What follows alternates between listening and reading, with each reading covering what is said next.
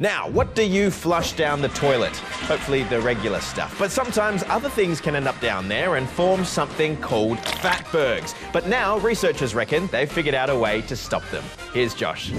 Have you ever thought to yourself, I've got nowhere to put these wet wipes and these paper towels. Maybe I'll just chuck them in the toilet. well, don't! Because you, my friend, are helping to create a monster.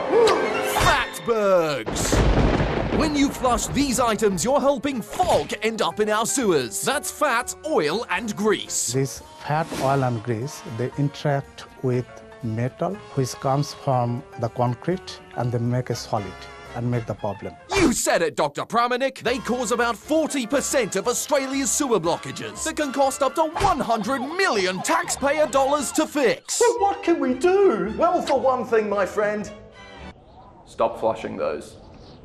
But Dr Pramanik and the other geniuses at RMIT might have found a solution to the Fatberg curse. Introducing zinc-enhanced polyurethane. This magic coating can be applied to sewer pipes and diminishes the release of calcium from concrete, reducing fatbergs by a whopping 30%. To test this, researchers simulated sewer conditions on 2 concrete blocks. This uncoated block is covered with white fog blobs. Gross! But this coated block is not. Just look at that shine. Wow, that's amazing. Oh yes, it sure is. So where can I buy this? Well, it's still in the prototype phase, but researchers are going to keep refining it with the hopes that one day we can implement it into our sewers. Batteries not included.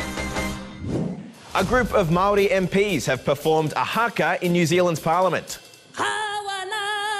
It was started by New Zealand's youngest MP, Hana Rafiti Maipi Clark, as a protest to a Māori rights bill that was proposed in Parliament.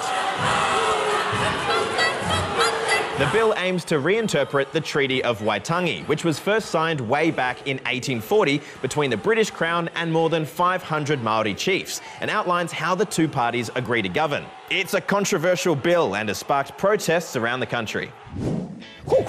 Now it's time to find out what's been happening in sport. Here's Tatenda.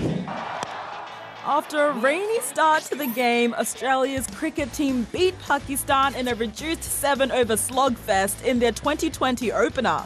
Australia smacked 3 for 93, with Glenn Maxwell top scoring with 43. In reply, Pakistan only managed 64 runs, with Australia cruising to victory.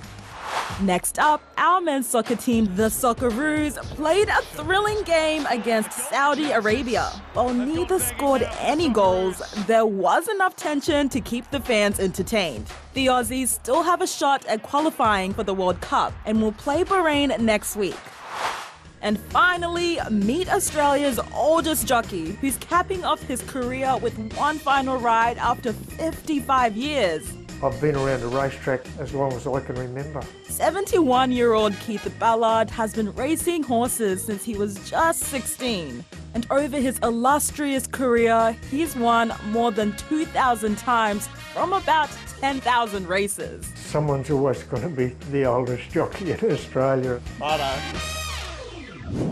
Now it's time for a part of the show I like to call, What's the Big Idea? First up, to the city of Lopburi in Thailand, which has been slowly overtaken by monkeys. Locals believe they bring good fortune, but in recent years the number of monkeys has spiraled out of control, bringing, well, misfortune. So authorities stepped in, catching more than 1,000 primates and moving them into an enclosure. And now, they say, the monkeys are no longer causing a problem. Now to the depths of the Pacific Ocean, where a mysterious jelly-like glowing sea slug has been discovered. Well, actually, it was discovered 24 years ago, but it took scientists 150 sightings, plenty of lab tests, and many years to finally tell us that it's actually a whole new species we've never seen before. And finally, to Cuba, where a new world record has been set for balancing a soccer ball while swimming in a pool attached to a 6-kilogram weight. Water polo player Joen Lafont stayed afloat for 8 minutes and 30 seconds, smashing his previous record of 7 minutes and 2 seconds, which he set last year. Well, that's all from us this week. Have a great weekend and we'll see you on Monday. Bye.